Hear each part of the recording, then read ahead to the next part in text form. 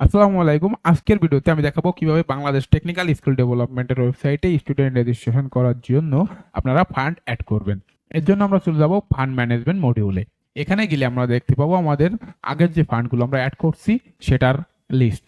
তো আপনারা এখানে নতুনভাবে ফান্ড এড করার জন্য আপনারা এখানে এড ফান্ডে যাবেন এবং এখানে কোর্স সিলেক্ট করবেন। আপনি কোন কোর্সের জন্য এখানে ফান্ডটা এড করতে চাচ্ছেন সেটা। এরপর আপনারা স্টাডি সিজন দিবেন। এখানে দেখুন জুলাই থেকে সেপ্টেম্বর সিলেক্ট আছে। আপনি চাইলে এটা যেকোনো সিজন করতে পারেন।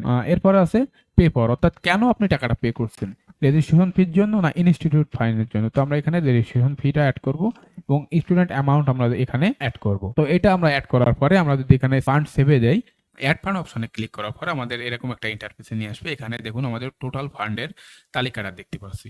তো আমরা আজকে যে ফান্ডটা অ্যাড করছি গ্রাফিক্স ডিজাইনে অক্টোবর টু ডিসেম্বরের জন্য রেজিস্ট্রেশন ফি ৬,০০০ টাকা। এটার স্ট্যাটাস এখনো পেন্ডিং।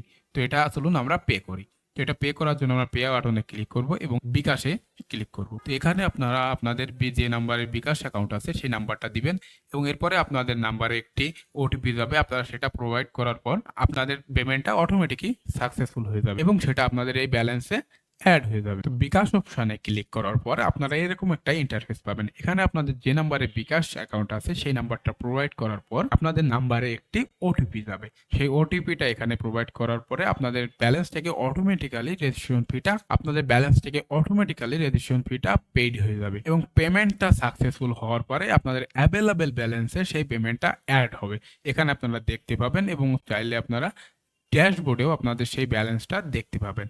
তো এই ছিল আজকের ভিডিওর ফান্ড ম্যানেজমেন্ট নিয়ে, কিভাবে ফান্ড ম্যানেজমেন্ট করতে হয় বাংলাদেশ টেকনিক্যাল স্কিল ডেভেলপমেন্ট ওয়েবসাইটে, সেটাই দেখালাম। তো আজকের ভিডিওটা এ পর্যন্তই। ভিডিওটি কেমন লাগলো অবশ্যই জানাবেন এবং আপনি যদি চান যে কিভাবে স্টুডেন্ট অ্যাডমিশন অ্যান্ড রেজিস্ট্রেশন করতে হয় সেক্ষেত্রে আমাদের দুটো ডিটেলস ভিডিও আছে, আপনারা চাইলে সেটা দেখে আসতে পারেন। ধন্যবাদ।